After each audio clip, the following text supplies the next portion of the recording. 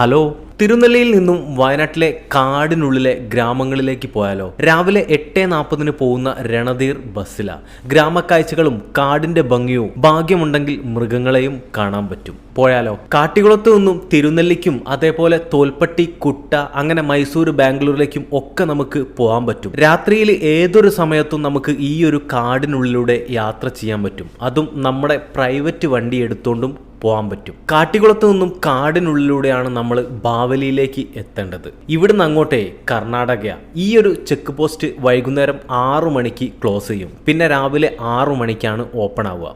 ഇതാണ് ബാവലി മക്കാം. ഇനി പോകുന്നതാണ് കണ്ടിരിക്കേണ്ട ഗ്രാമം, നമ്മുടെ ചേകാടി. 250 ഏക്കറോളം ഭൂമിയിൽ കൃഷിയാ ഇവിടെ. വയനാട്ടിലെ കുട്ടനാട് എന്നാണ് ഇവിടെ അറിയപ്പെടുന്നത്.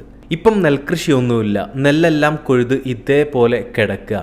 മഴക്കാലത്ത് പച്ചക്കടൽ പോലെ നമ്മുടെ ചേകാടിയെ നിങ്ങൾക്ക് കാണാൻ പറ്റും. ഈ ഒരു സമയത്തും ചേകാടി കാണാനൊരു പ്രത്യേക ഭംഗി തന്നെയാണ്. കാടിനുള്ളിലൂടെ മാത്രമാണ് ഈ ഒരു ഗ്രാമത്തിലൊക്കെ നമുക്ക് വരാൻ പറ്റുക. വയനാട്ടിൽ വരുന്ന സമയത്ത് കണ്ടിരിക്കേണ്ട ഒരു ഗ്രാമം തന്നെയാണ് ഈ ഒരു ചേകാടി. ഇതിൻ്റെ ഫുൾ വീഡിയോ നമ്മുടെ ഫ്രീ20 യൂട്യൂബ് ചാനലിൽ വന്നിട്ടുണ്ട്. അപ്പം നേരെ ചേകാടിയും ബാവലിയും കാട്ടിക്കുളവും പിന്നെ തിരുനെല്ലിയും കാണാൻ പോവല്ലേ.